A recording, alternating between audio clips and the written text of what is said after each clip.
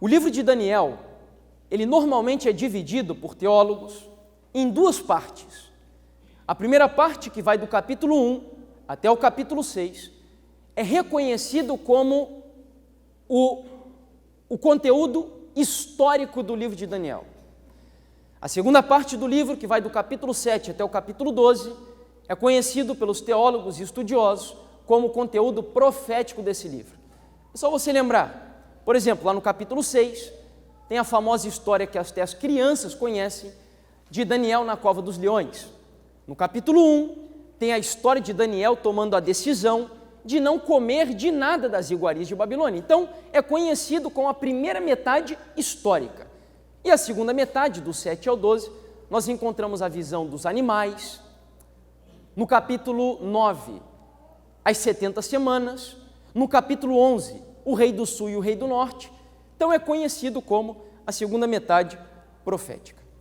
Só que essa divisão, embora ela esteja exatamente correta, existem algumas exceções dentro daquele conteúdo que é conhecido como o conteúdo histórico do livro de Daniel.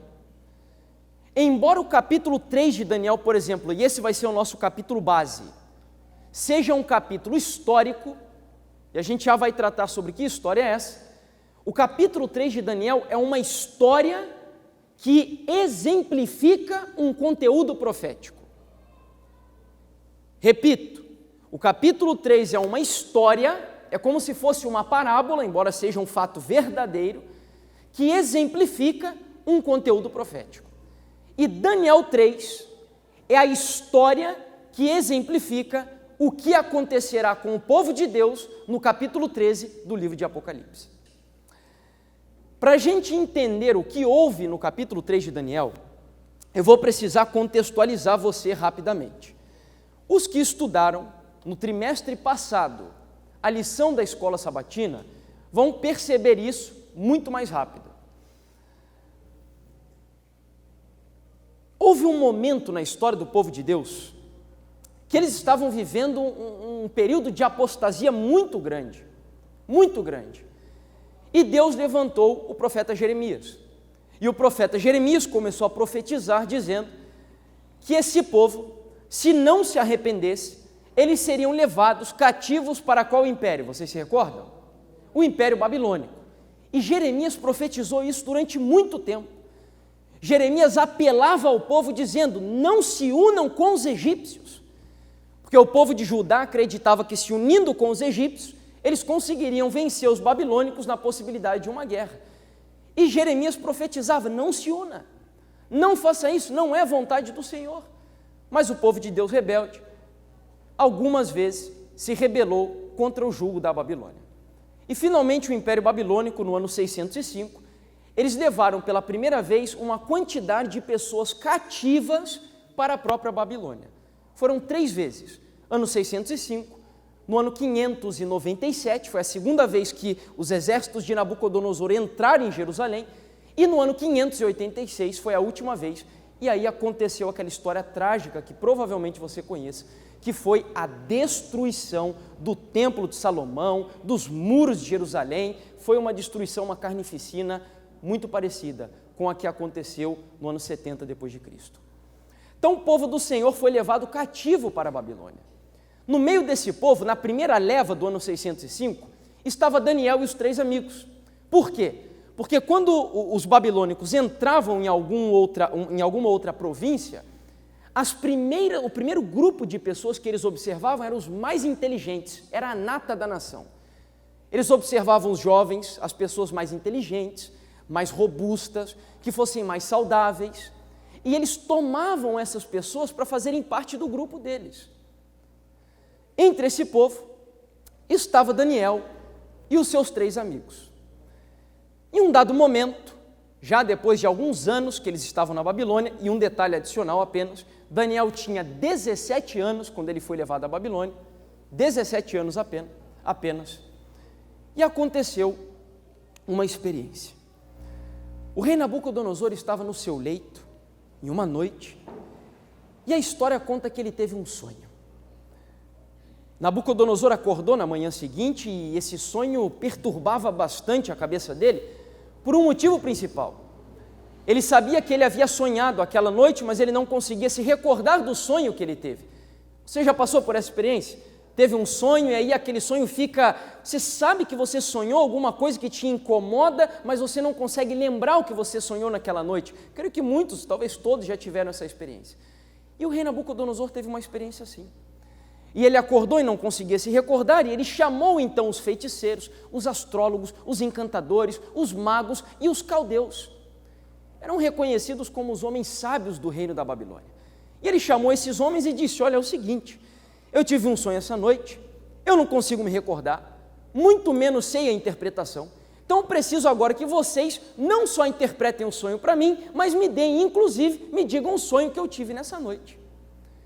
Os homens ficaram apavorados, porque nós sabemos que o único todo-poderoso que consegue conhecer e dissecar até os mistérios que estão na mente do ser humano, quem é esse? É o nosso Deus. O Deus que revela mistérios. E o rei Nabucodonosor fez essa intimação. Eles ficaram ali apavorados, tentaram de alguma forma convencer o rei de que eles não podiam fazer aquilo, e o rei, vendo que eles estavam enrolando, o rei decretou então a morte de todos os sábios da Babilônia. Entre eles estava o profeta Daniel. Mas Daniel não estava, lógico, com aqueles que foram convidados. Daniel ficou sabendo que ele morreria sem ter nem a oportunidade de dizer ao rei o que o rei queria. E então o profeta Daniel pediu um tempo para orar e buscar a Deus junto com os seus amigos. Daniel orou, Deus deu a resposta para Daniel e ele se apresentou na presença do rei Nabucodonosor. Rei, você sonhou naquela noite com uma estátua grande, essa estátua tinha a aparência de um homem, a cabeça dessa estátua era de ouro, os peitos e os braços de prata, o ventre e o quadril de bronze, as pernas de ferro e os pés de ferro e de barro. Em um dado momento do sonho, ele disse que do céu foi cortada uma pedra sem auxílio de mãos humanas e aquela pedra atingiu os pés da estátua, a estátua foi completamente desfeita e finalmente aquela pedra se tornou num reino que permaneceria para todo sempre. O rei Nabucodonosor ficou apavorado com aquilo. Era exatamente o sonho que ele teve naquela noite. E então Daniel, agora dando glórias a Deus, em momento algum Daniel rouba a glória de Deus para si, ele começa a explicar o significado. E ele diz, em primeiro lugar: rei, tu és o cabeça de ouro. E ele começa a mostrar que cada um daqueles metais que vinham posterior ao ouro, que era o império da Babilônia, o rei Nabucodonosor, eram impérios e nações que viriam depois da Babilônia. Vocês ontem viram quais eram, né? A prata representava a Medopérsia, o bronze representava a Grécia, o ferro representava a Roma. Então Deus estava revelando ao rei Nabucodonosor o seguinte: o teu reino não será eterno, porque Nabucodonosor acreditava nisso. E aquilo foi um choque para Nabucodonosor, só que como Daniel havia dito até o que ele tinha sonhado, Nabucodonosor deu crédito para o que Daniel estava falando. E então, primeiramente, ele se convenceu da visão. O tempo se passou. Satanás começou a trabalhar no coração do rei Nabucodonosor, pouco a pouco ele voltou ao seu culto idólatra.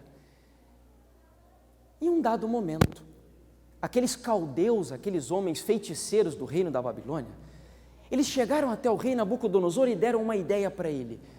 Já que nós estamos adorando os nossos deuses novamente, por que tu, ó rei, não fazes uma imagem, então, algo que o Senhor nunca fez na história do mundo?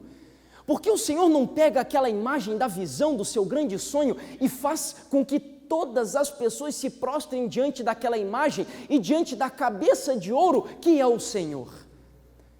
O coração do rei Nabucodonosor, lisonjeado com aquela proposta de orgulho, ele atendeu à sugestão imediatamente. Só que essa sugestão teria algum acréscimo maior. A estátua não seria apenas a cabeça de ouro. No livro de Daniel, capítulo 3 agora, livro de Daniel, capítulo 3, o rei Nabucodonosor decidiu dar um toque um pouco maior nessa experiência proposta pelos feiticeiros da Babilônia. Daniel capítulo 3, versículo 1 diz assim: O rei Nabucodonosor fez uma imagem de quê?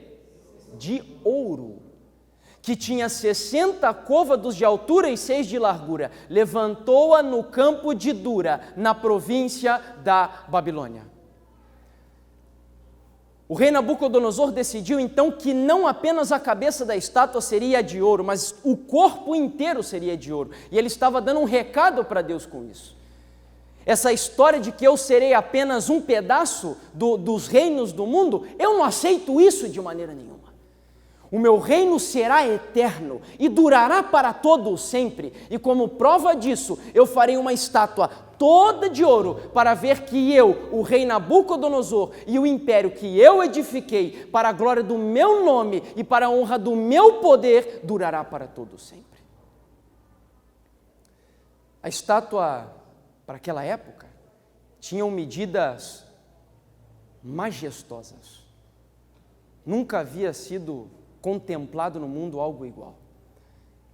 Qual é a praça mais famosa aqui de São Paulo?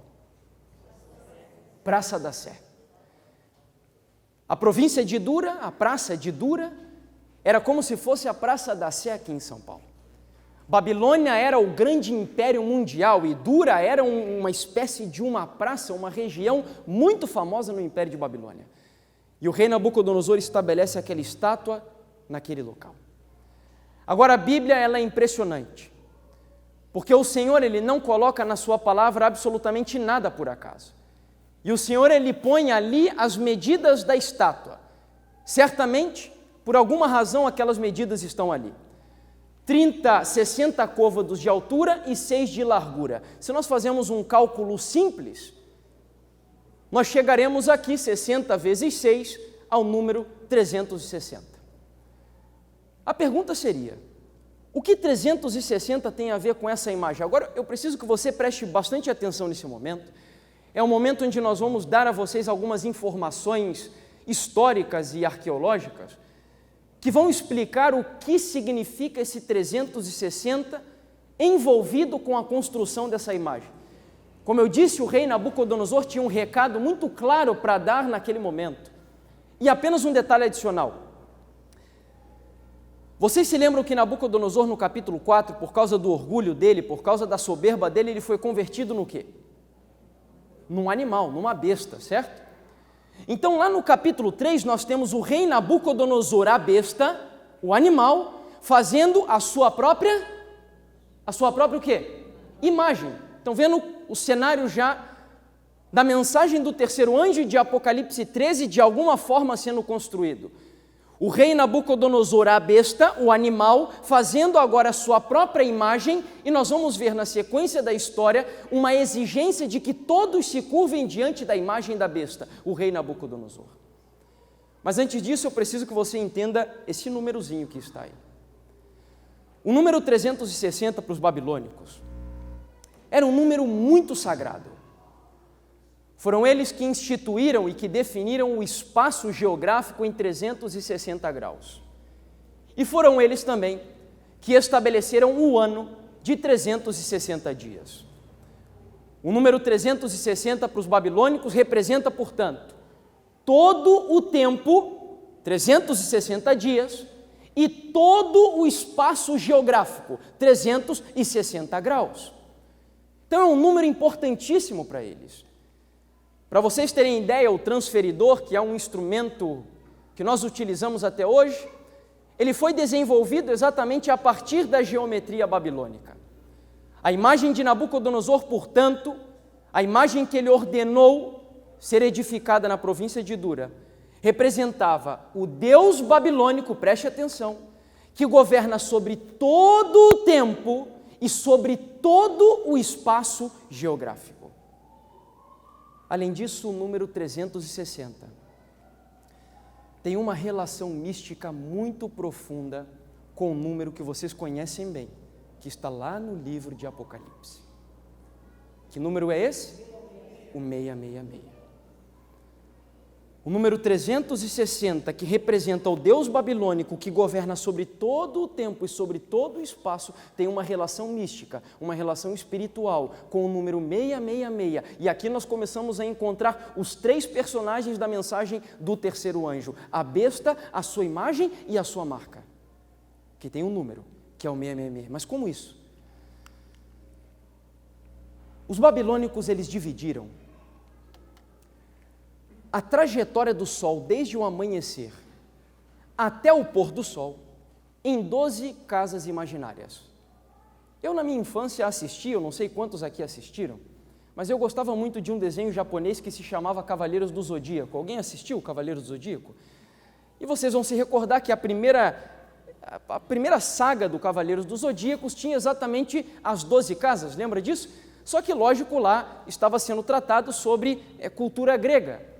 Mas as culturas pagãs, elas na realidade são as mesmas. Os deuses são os mesmos. Há apenas uma troca de nomes. E lá vinham as 12 casas que representavam os 12 signos do zodíaco. Não era assim? Certo? Então aqui nós temos os babilônicos, eles dividiram essa trajetória do sol em 12 casas. E nessa trajetória, eles dividiram e designaram uma casa para cada mês do ano, portanto. Cada uma dessas casas, como vocês veem aqui na imagem, tinham 3 habitações. Se cada uma dessas casas tinham 3 habitações, e são 12 casas, para nós sabermos quantas habitações eram, basta nós calcularmos 3 vezes 12, e nós chegaremos ao número 36, certo? Então são 36 habitações distribuídas em 12 casas que foram divididas no ciclo solar desde o seu nascer até o seu ocaso. Por que eles dividiram dessa forma? Porque cada uma das habitações representava 10 graus do espaço geográfico e 10 dias do ano. Você se lembra quantos dias no ano os babilônicos definiram? Quantos dias eram? 360. Então eles dividiram em 10. E cada um dos semideuses que estavam dentro dessas habitações governava sobre 10 dias do ano e sobre 10 graus do espaço geográfico. Eram conhecidos como deuses patronos, até hoje tem isso. Há poucos dias atrás, no dia 12 de outubro, nós celebrávamos o dia da, entre aspas, Nossa Senhora Aparecida. Até hoje tem isso. Aqui, provavelmente, na cidade de vocês, deve ter o padroeiro da cidade, não tem? Tem, né? Lá onde eu vivo também tem. Voltando então aqui ao nosso raciocínio, cada um desses semideuses que habitavam nesses espaços eram chamados de decanos. Por quê? Porque eles governavam sobre 10 dias do ano e sobre 10 graus do espaço geográfico. Os 36 decanos que governavam então esses 360 dias do ano e 360 graus do espaço eram os representantes principais do panteão babilônico, que governavam todo o universo. Agora preste muita atenção nesse detalhe aqui. Se você pega o número 36, que era a quantidade de semideuses babilônicos que estavam abaixo do Deus principal, e vai fazendo uma conta simples, 1, mais 2, mais 3, mais 4, mais 5, mais 6, e assim sucessivamente, você vai chegar ao número 666.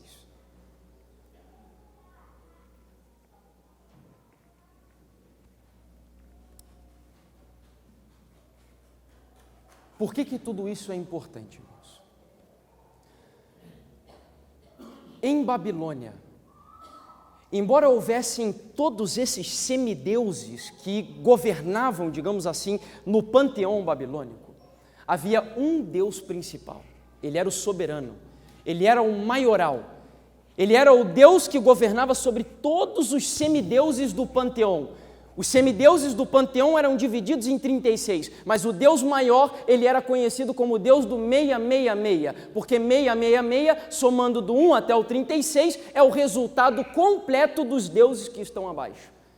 E vocês sabem qual era o Deus maior que governava sobre todos os deuses da Babilônia? Alguém tem alguma ideia? Era o Deus Sol. O número 666, portanto, era como se Nabucodonosor estivesse na construção daquela estátua, mostrando através do número 360 que ele estava edificando uma estátua em honra ao Deus Sol, que era o Deus supremo da Babilônia, e ele exigia que todos os que estivessem na Babilônia e nas províncias de Babilônia curvassem os seus joelhos em adoração ao Deus Sol. Que segundo o rei Nabucodonosor e os babilônicos, era o verdadeiro Deus que governava sobre todo o espaço e sobre todo o tempo. E sabe por que ele fez isso? Porque na estátua, Deus estava mostrando que ele estava no controle da história.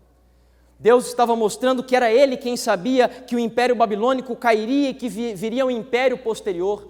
Deus estava mostrando que ele tem o controle de todas as coisas, e Nabucodonosor agora, impelido por Satanás, estava desafiando ao nosso Deus, que é o verdadeiro Criador do espaço e o verdadeiro Criador do tempo. Para nós finalizarmos essa compreensão da estátua e entrarmos então aqui na reta final do nosso tema. Os sacerdotes babilônicos usavam uma espécie de medalhões pendurados no pescoço. Esses medalhões foram descobertos por arqueólogos e são chamados de sigila solis, que significa selo solar em português. O interessante é que esses medalhões, eles eram divididos dessa forma. Aqui está apenas ampliado, aqui é a parte de trás do medalhão e aqui é a parte da frente do medalhão. O medalhão era redondo, era de ouro, dourado, fazendo alusão ao Deus Sol. E aqui então, eles eram divididos em 36 quadrinhos, representando os deuses do panteão babilônico. Esses números que vocês estão vendo aqui são os números do 1 até o 36, e estão distribuídos aqui de tal forma que, independente da forma como você faz o cálculo, seja na vertical ou seja na horizontal, todas as fileiras vão dar o número 111. Se todas as fileiras dão o número 111, e são 6 fileiras, a soma total de todos os quadrinhos, nós chegaremos ao número 666. Então veja como o número 666, eu explico isso para vocês, para a gente entender o seguinte: durante muito tempo, a nossa igreja associou o número 666 à questão do Vicarius Filii Dei, e não está errado. Só que o número 666 tem uma relação muito mais profunda do que o Vicarius Filii Dei. Tem uma relação muito mais mística, envolvendo o tema da adoração, e que não é apenas o Vicarius Filii Dei. Veja que ele tem uma relação aqui desde a antiga Babilônia. Está associado principalmente ao culto ao Deus Sol. E se vocês fizerem aqui também na diagonal, o número será 666. Se vocês depois quiserem, eu posso passar o slide para vocês. Aqui na parte da frente, nós temos por trás da imagem do Sol um animal. Alguém consegue distinguir que animal é esse aqui? Acho que está um pouquinho difícil, né? É um leão, na verdade. É um leão. Aqui está um pouquinho difícil, está embaçado, mas é um leão. E lógico, por quê? Quando Deus mostrou o Império Babilônico para Daniel, lá naquela visão do capítulo 7, qual foi o animal que Deus utilizou para representar o Império Babilônico? O leão. Porque os babilônicos acreditavam que o leão era a representação entre os animais da selva do Deus Sol. Por quê? Qual é a cor do leão? É meio dourada, meio amarelada, faz alusão ao sol. E quando o leão está bravo, aquela juba do leão, ela se expande de tal maneira que ela parece com os raios solares. Então eles utilizavam o leão para representar o Deus Sol. Eu apenas mostrei isso para vocês, irmãos, a fim de que vocês entendam que aquela imagem que estava sendo erigida na província de Dura tinha um significado bastante profundo. Quando o rei Nabucodonosor levantou aquela estátua, em homenagem ao Sol, em homenagem ao Deus babilônico, desafiando o Deus verdadeiro, no capítulo 3 do livro de Daniel, versículo 2 até o 4, vem agora uma ordem. Preste atenção no que diz o rei Nabucodonosor. Então o rei Nabucodonosor mandou ajuntar os sátrapas, os prefeitos, os governadores, os juízes, os tesoureiros, os magistrados, os conselheiros e todos os oficiais das províncias, para que viessem à consagração da imagem que o rei Nabucodonosor tinha levantado. Versículo 3: então se ajuntaram os sátrapas. Preste atenção, Deus faz questão de dizer quem estava lá. Não se esqueça disso.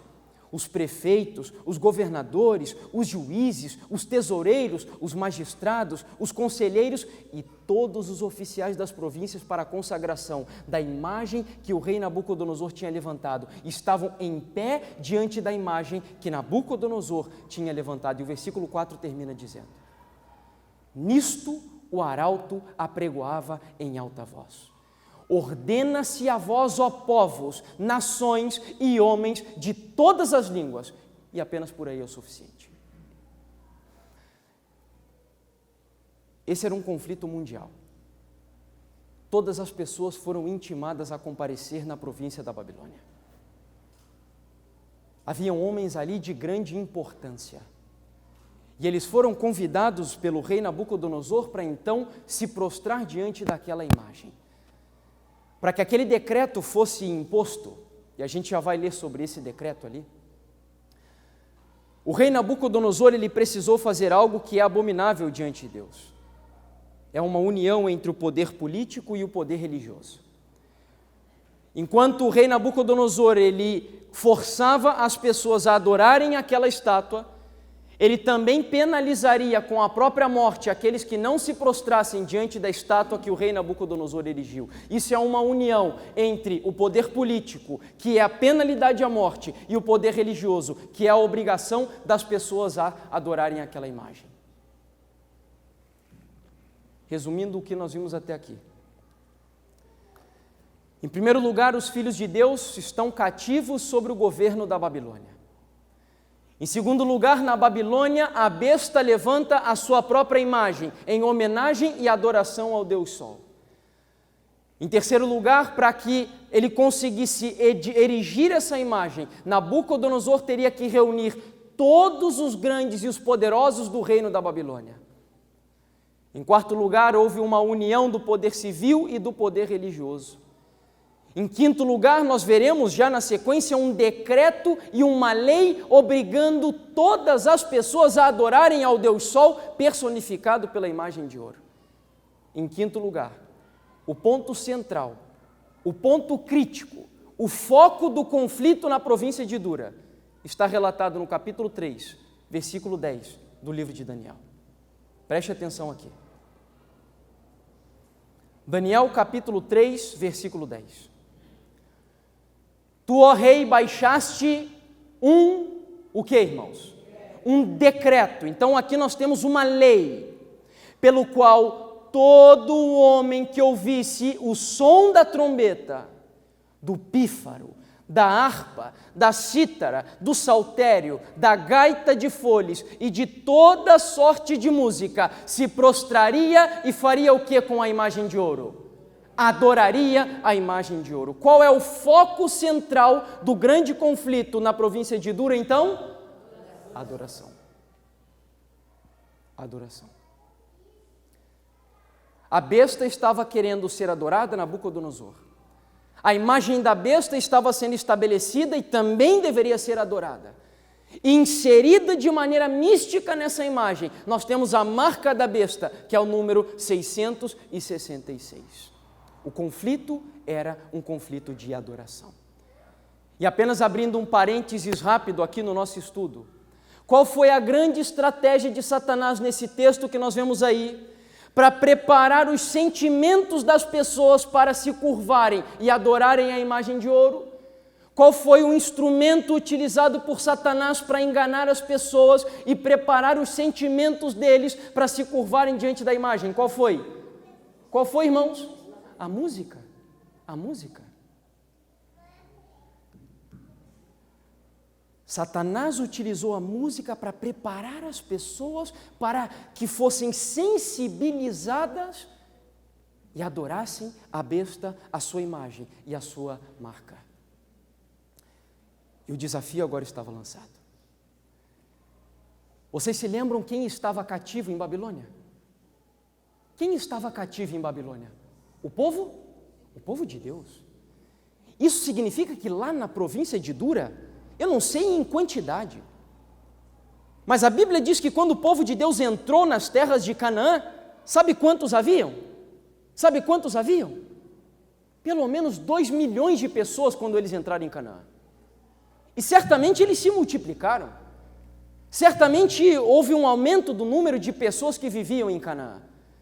Então, quando o rei Nabucodonosor levou uma quantidade de pessoas para o reino da Babilônia, prisioneiros da Babilônia, com certeza havia um grande número de religiosos e professos adoradores de Deus. E agora estava o grande desafio para o povo do Senhor.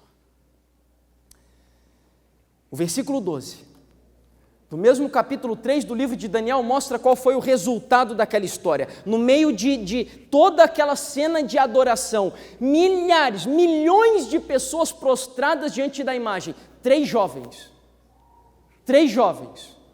tiveram uma atitude diferente. Versículo 12. Há uns homens judeus que tu, os homens falando com o rei Nabucodonosor, constituíste sobre os negócios da província da Babilônia, Sadraque, Mesaque e Abednego. Estes homens, ó rei, não fizeram caso de ti, a teus deuses não servem e nem adoram a imagem que levantaste. A história segue dizendo que o rei Nabucodonosor mandou chamar esses homens, intimou esses jovens para que comparecessem na frente deles. Sabe, a experiência desses jovens me chama tanto a atenção, porque no momento em que os instrumentos musicais foram tocados, bastava talvez aqueles jovens se ajoelharem, eu não sei, imagine que a estátua estivesse ali e eles se ajoelhassem de costas para a estátua. Ou talvez se eles se agachassem apenas e com a sua cabeça adorassem ao Deus verdadeiro, mas talvez não fosse tão arriscado como foi, porque a decisão desses jovens foi permanecer como, queridos? Em pé. E você sabe por que esses jovens permaneceram de pé? Porque quando nós entramos no tema da adoração, adorar a Deus significa um estilo de vida. Adorar a Deus significa que as pessoas que estão ao teu redor, elas precisam enxergar que você é diferente delas. E se naquele momento o sinal de adoração a Satanás seria se ajoelhar diante da estátua, aqueles 3 jovens tomaram a decisão: eu não vou me ajoelhar, eu vou permanecer em pé, e todos verão que nós não adoramos a outro Deus, senão o nosso Deus Jeová Todo-Poderoso. Imagine milhões de pessoas agachadas e aqueles 3 jovens de pé. Eles foram chamados, 3 jovens, no meio de uma cultura pagã. É por isso, sabe, eu dou ênfase nisso, porque, irmãos, eu não admito a nossa juventude hoje da igreja usar desculpa de que nesse mundo é difícil servir a Deus, de que na faculdade é difícil servir a Deus. Só é difícil se nós não tivermos atitude de verdade. Irmãos, eu não falo isso para minha glória, mas eu nasci dentro de um lar católico. E com 15 anos de idade, quando eu tomei conhecimento, comecei a ter os meus primeiros contatos com a mensagem adventista, embora no primeiro momento não fosse na igreja. Mas quando Deus me convencia de cada verdade que eu deveria seguir, como foi o sábado, como foi deixar de comer carne de porco, quando eu me convenci de que a carne mesmo faz mal para a saúde, irmãos, eu tinha 16 anos de idade. Eu vivia dentro de um lar onde o meu pai e a minha mãe, eu dependia totalmente deles. Mas quando Deus me convencia de cada verdade, eu não tinha como negar aquilo que Deus estava me mostrando, porque se eu sou criatura dele, se eu sou seu filho, e se ele ainda me comprou com o seu próprio sangue, a única coisa, o mínimo que eu devo fazer é obediência total para a santa palavra dele. Então, jovem, não use desculpa. Se reconheça como um fracassado, como um pecador, como um miserável, mas corra para os braços daquele que é o único que pode te dar forças. Não use desculpas, porque aqui está a maior prova de que é possível. 3 jovens ofereceram para eles o que Babilônia tinha de melhor, a melhor educação, a melhor comida, os melhores entretenimentos. Apenas se curve. E eles ficaram de pé. O rei Nabucodonosor mandou chamar esses 3 jovens. Versículo 15 diz: agora, pois, estai dispostos, e quando ouvirdes o som da trombeta, do pífaro, da cita e da harpa, ele tentou ainda dar mais uma chance para eles: prostrai-vos e adorai a imagem que fiz. Porém, se não adorardes, sereis no mesmo instante lançados na fornalha de fogo ardente. E quem é o Deus que vos poderá livrar das minhas mãos? Olha que desafio satânico que Nabucodonosor estava fazendo aqui. Era como se ele estivesse negando o Deus daqueles jovens. Irmãos, eu vejo Nabucodonosor dizendo para aqueles jovens: vocês vão confiar nesse Deus miserável que vocês servem? Vocês estão nas minhas mãos. Jerusalém foi destruída pelos meus exércitos e vocês ainda acreditam nesse Deus? Cai fora. O meu Deus é muito maior do que vocês. Não confie nele. Se proste. É só uma ajoelhada e a vida de vocês poderá seguir. Nabucodonosor tentou persuadi-los que Deus é este que os poderá livrar das minhas mãos. Nesse momento, aqueles 3 jovens dão a seguinte resposta ao rei Nabucodonosor, verso 16. Responderam Sadraque, Mesaque e Abednego ao rei: ó Nabucodonosor, quanto a isto não necessitamos de te responder. Se o nosso Deus, a quem nós servimos, quer nos livrar, Ele nos livrará da fornalha de fogo ardente e das tuas mãos, ó rei. Amém? Olha a confiança desses jovens. Em outras palavras, eles estavam dizendo: olha, não importa o que você faça, se o nosso Deus quiser nos livrar, você pode aquecer 1 milhão de vezes essa fornalha, mas Deus nos livrará. Só que tinha um outro porém também. O verso 18 termina dizendo: se esse mesmo Deus a quem nós servimos não quiser nos livrar, fica sabendo, ó rei, que não serviremos a teus deuses, nem adoraremos a imagem de ouro que levantaste. Sabe o que eles estavam dizendo aqui? Que a gente pode morrer se for necessário, mas os meus joelhos não vão se dobrar diante do teu Deus. Isso é adoração, irmãos. Isso é adoração. Adorar a Deus dizendo que crê no sábado, que vem na igreja, isso não é adorar a Deus, não. Isso é religiosidade, que está muito bem, faz parte do sistema de adoração da igreja. E sabe por que, por exemplo, tem a plataforma? Sabe por que as pessoas têm que vir aqui na frente? Sabe por que tudo isso? Presta atenção aqui, queridos, não se distraia, nós estamos aqui num momento importantíssimo, a gente precisa entender isso, porque nós seremos levados a esse conflito, já estamos sendo. E tem pessoas que estão maravilhadas com o espírito ecumênico do mundo. Tem pessoas que acham o máximo as propostas que líderes religiosos estão fazendo. Vamos nos unir, não se importe com as diferenças, porque não estão entendendo o que é adoração de verdade. Então tudo isso que acontece aqui na igreja faz parte da religião. É para impactar a mente da igreja com a santidade e a reverência que nós temos que ter com Deus, que infelizmente já não está nem funcionando mais, porque a plataforma está aqui, alguém vem aqui na frente, aí a igreja começa a falar, começa de burburinho, mas tudo isso que acontece aqui é para a igreja ficar em reverência, é para a igreja ter respeito com Deus. Só que isso não é adoração. Adoração é algo que acontece na tua vida individual. Sabe quando você está adorando de verdade?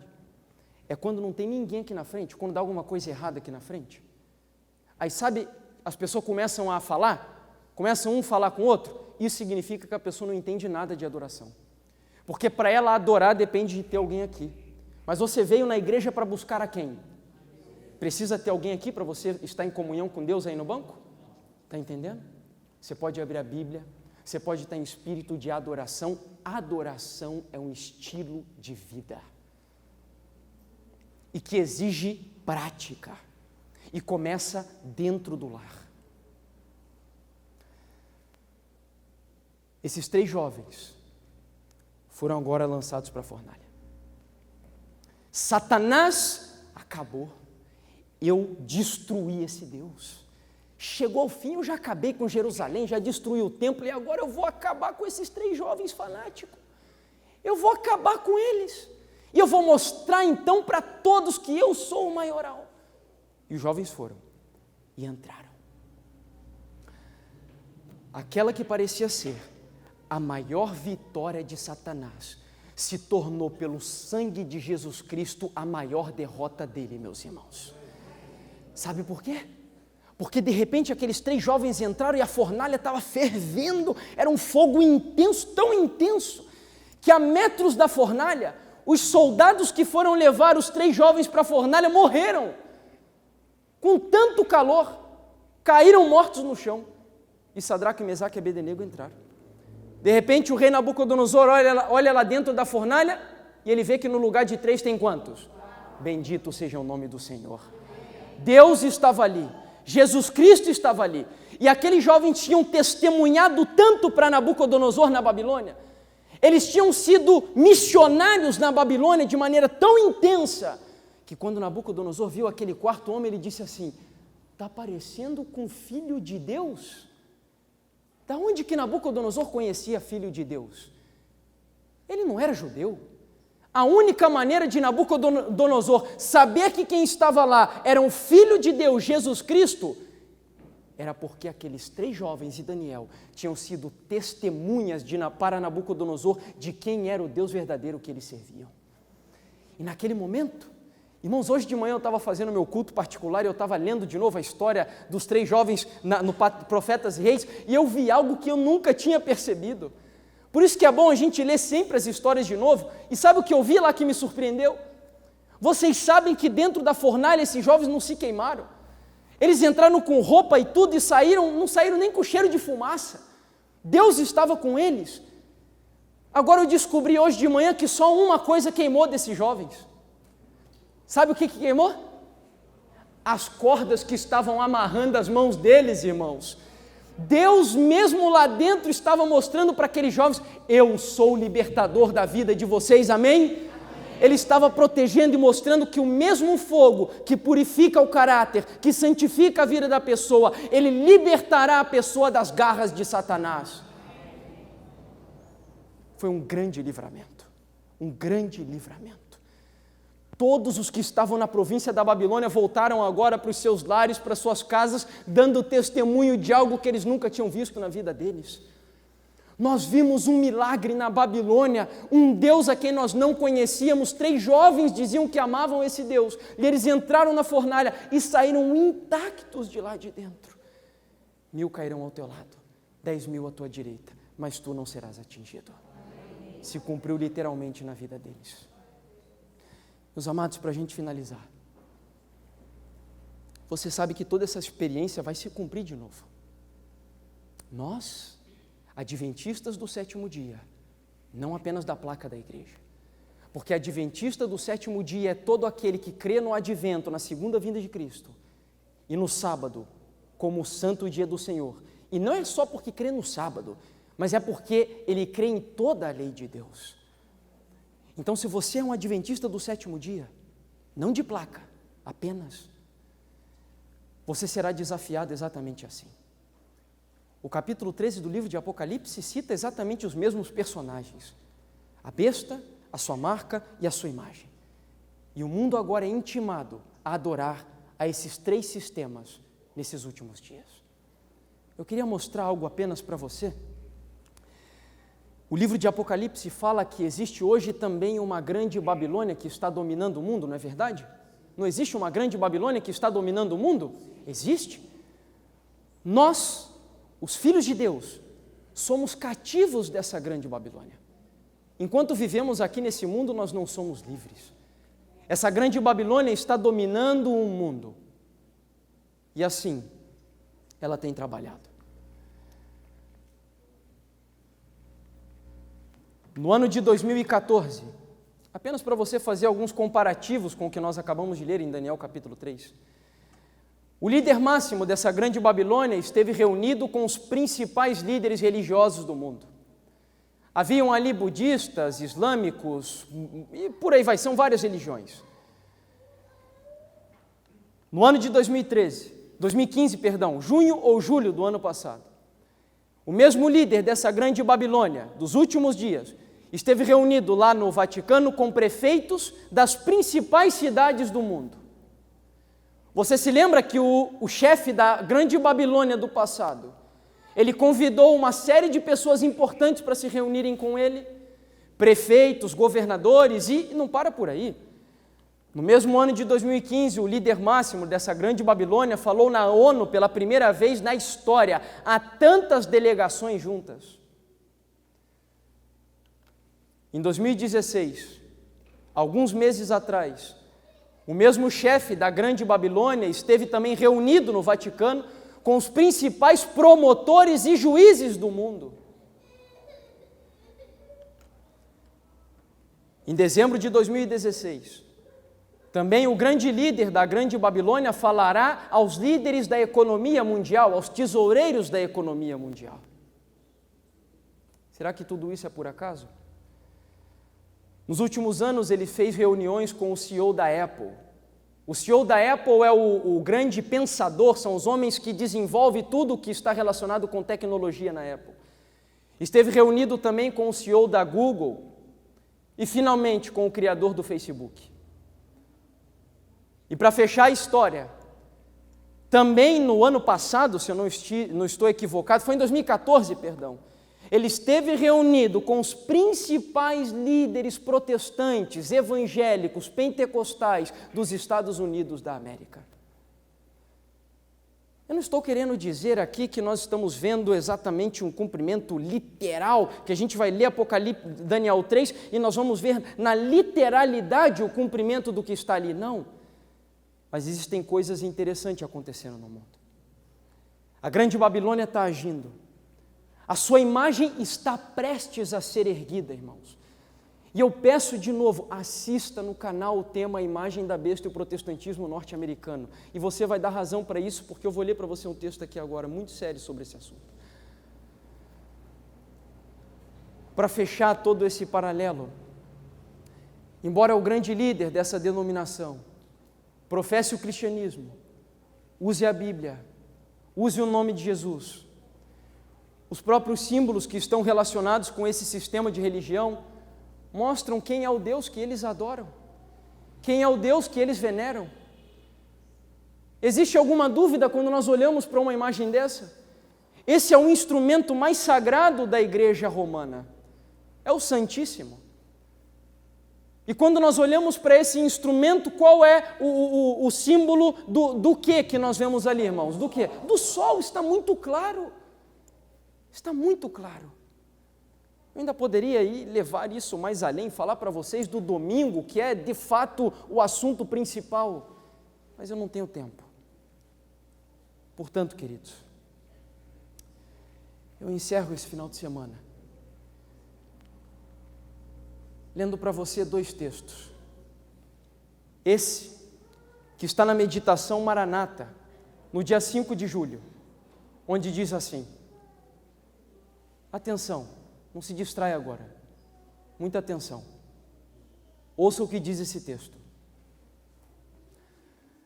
A imagem da besta formar-se-á antes que termine a graça, pois isso será a grande prova para o povo de Deus, pela qual será decidido o seu destino eterno.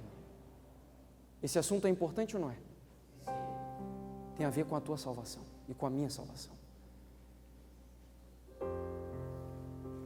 A imagem da besta será formada antes do fechamento da porta da graça. O que isso significa? Você se lembra que lá no primeiro estudo que nós tivemos, eu falei para vocês que nós adventistas, infelizmente, temos fundamentado a nossa fé em um sinal. Qual é o sinal que todo adventista fica esperando se cumprir para tomar todas as decisões da vida dele? decreto dominical. O decreto, eu vou esperar o decreto, quando o decreto sair eu faço isso, eu deixo aquilo. Tem muito sinal se cumprindo. E o último sinal antes do decreto dominical é a formação da imagem da besta. Porque a imagem da besta é o caminho para a instituição do decreto dominical. Basta você ler o capítulo 25 do livro Grande Conflito. São 3 passos para o decreto dominical, que é o que nós chamamos de imagem da besta. Em primeiro lugar, união de todas as igrejas. Em segundo lugar, usam o poder civil agora. Em terceiro lugar, penalizam todas as pessoas que são contrárias ao movimento ecumênico. A imagem da besta formar-se-á antes que termine a graça, porque isso será a grande prova para o povo de Deus, pela qual será decidido o seu destino eterno. Não é o decreto dominical, não é a grande prova. Sabe por quê? Porque quando o decreto dominical sair, nós, irmãos, já não precisaremos saber de mais nada. O que um adventista vai precisar saber mais quando o decreto dominical sair? Ele só terá que tomar uma decisão, uma posição. Então Deus misericordiosamente está dando esse sinal para a gente hoje, que está em processo. Para quê? Para que essa situação mude.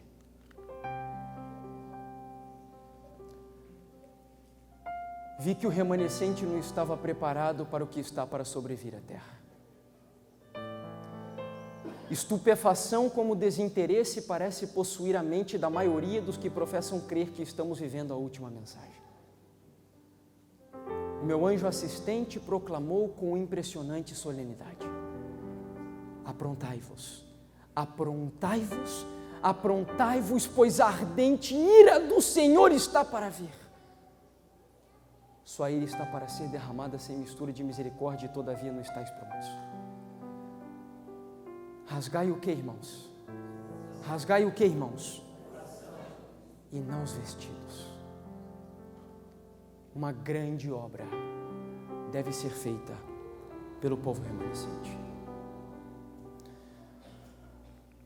Você entende o que está acontecendo nessa época? Você entende por que Deus permitiu esse final de semana? Meus irmãos, eu volto a repetir, não pense que esse final de semana resolverá todos os problemas da tua vida. Sabe, nesse último grande conflito, só existem 2 imagens em conflito. Só 2 imagens. No momento que a imagem da besta for formada, a tua atitude só será a resposta daquilo que você faz hoje no teu dia a dia. Sabe qual é a outra imagem que está sendo formada? Aquela que nós perdemos lá no princípio. Que cada vez que a gente se distancia mais do Éden, nós somos menos parecidos com aquela imagem. Mas Deus quer resgatar ela na tua vida. Que imagem que é essa? Que imagem que é essa? Nós somos criados à imagem e semelhança de quem? E o diabo quer formar em você a imagem e semelhança dele.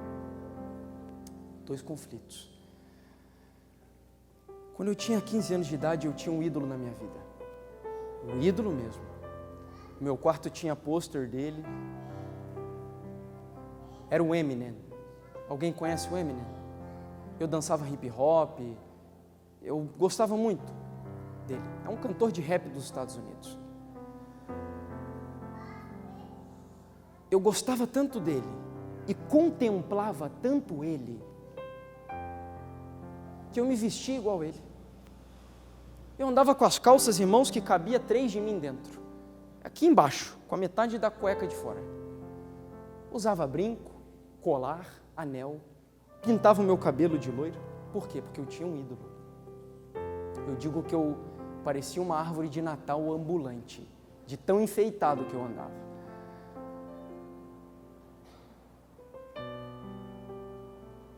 Falava muito palavrão também, porque ele fala muito palavrão. O tempo se passou e Deus me desafiou. Meu filho, você tem que mudar. Essa imagem aí para você não presta. Mas se você seguir contemplando Ele, se você seguir se alimentando do que Ele te oferece, você vai ser igual a Ele. Porque nós somos aquilo que nós contemplamos. E meus irmãos, hoje, olha, usar essa roupa aqui, antes eu dizia que era coisa de, hoje não pode falar porque senão vou até preso, né? Mas vocês imaginam o que eu dizia? Eu nunca vou andar de calça jeans, que coisa de... né? Vocês imaginam o que eu falava.